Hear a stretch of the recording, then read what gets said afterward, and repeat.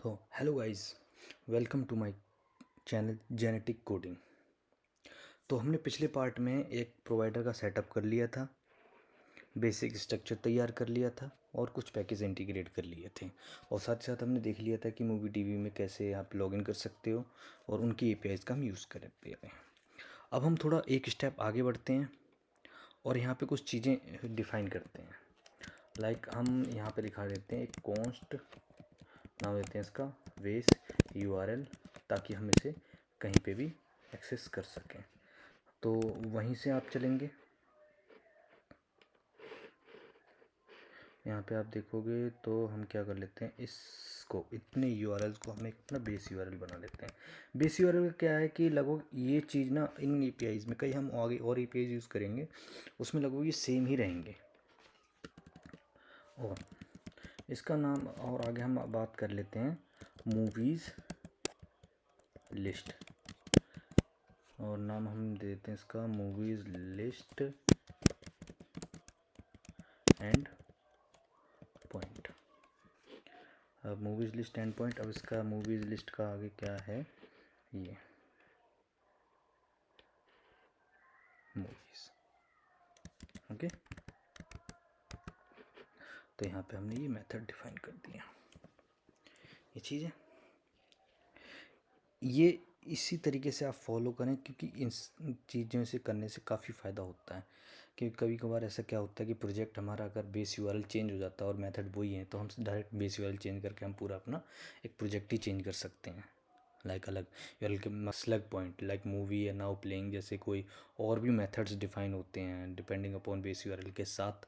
तो and point अगर change नहीं हो रहे हो, बेस यूआरएल चेंज हो रहा है, तो आप बेस यूआरएल चेंज करके आप अपना पूरा प्रोजेक्ट दूसरे सर्वर पर ट्रांसफर कर सकते हो 1 मिनट के अंदर। ओके, ठीक है।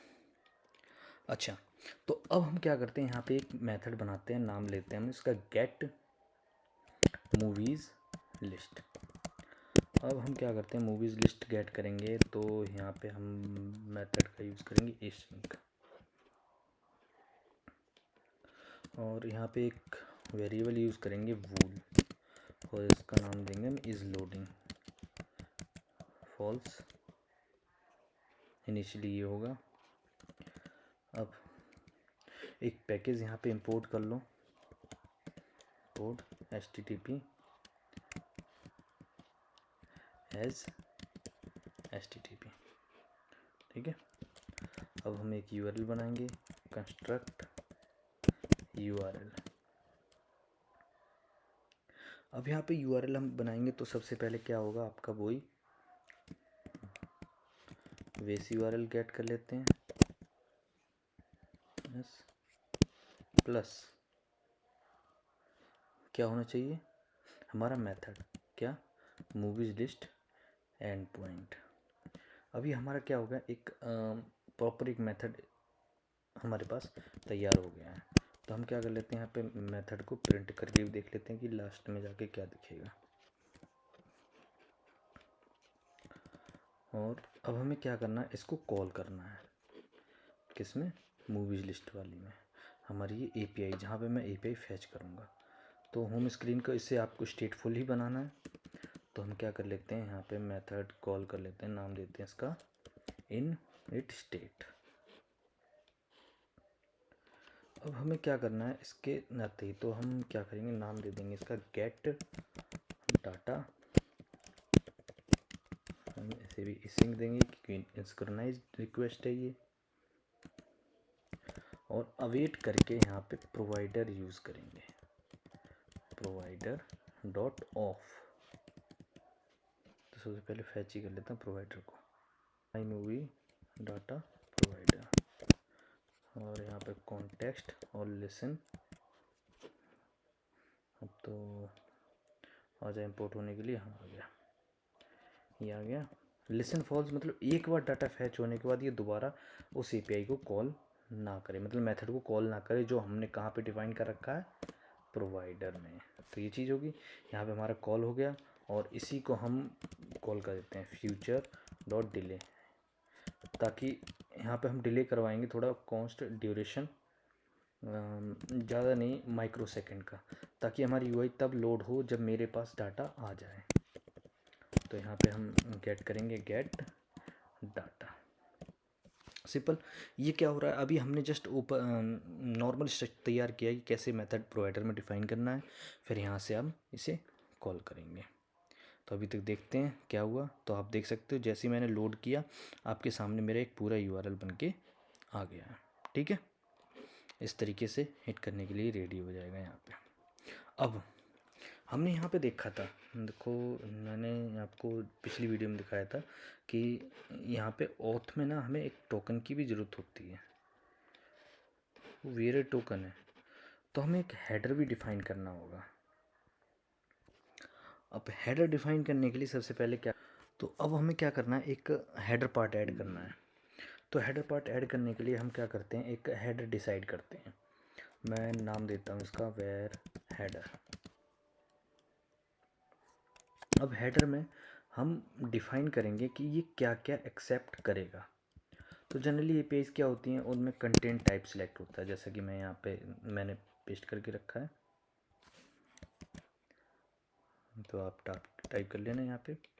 तो कंटेंट टाइप क्या होगा, जनरली हमारा क्या होगा, एप्लीकेशन जेसन,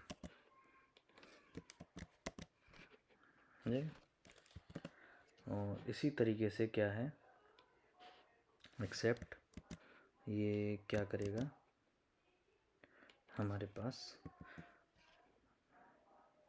जेसन ही एक्सेप्ट करेगा और कंटेंट टाइप जेसन में ही आएगा। प्लस अब आगे हम टोकन भी अप्लाई करेंगे। अब टोकन कैसे अप्लाई करने, टोकन अप्लाई करने के लिए आपको यहाँ पे की ऐड करनी होगी, ऑथराइजेशन। जैसे ही आप यहाँ पे ऑथराइजेशन ऐड करोगे लाइक ये, और यहाँ पे आप टाइप करोगे सबसे पहले VAR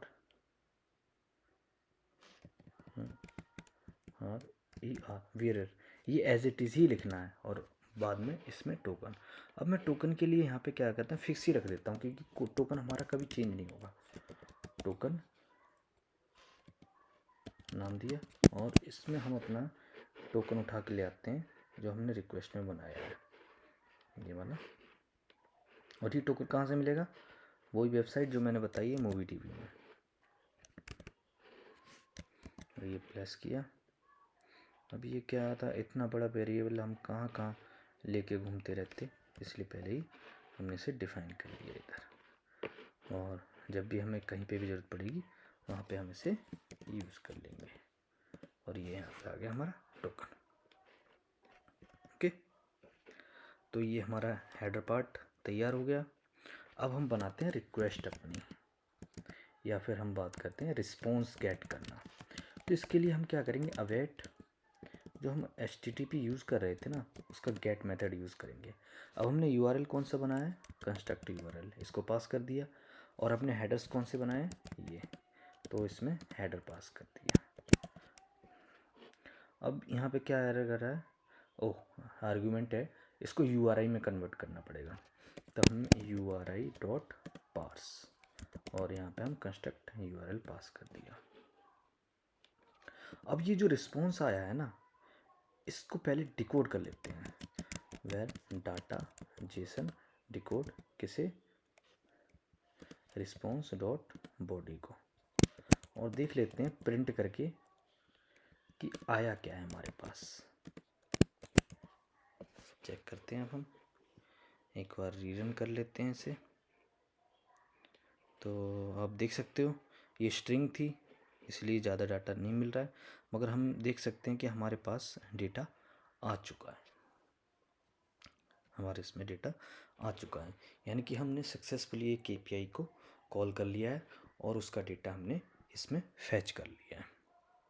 अब हमारा जो नेक्स्ट स्टेप होगा, वो नेक्स्ट स्टेप होगा कि कैसे, मतलब कि हम कैसे इसे UI में ट्रिगर्स कर सकें, मतलब UI में कैसे रैप करेंगे। तो वो हम सारी चीज़ें अब नेक्स्ट वीडियो में देखेंगे। तब तक इसे स्टडी कीजिए।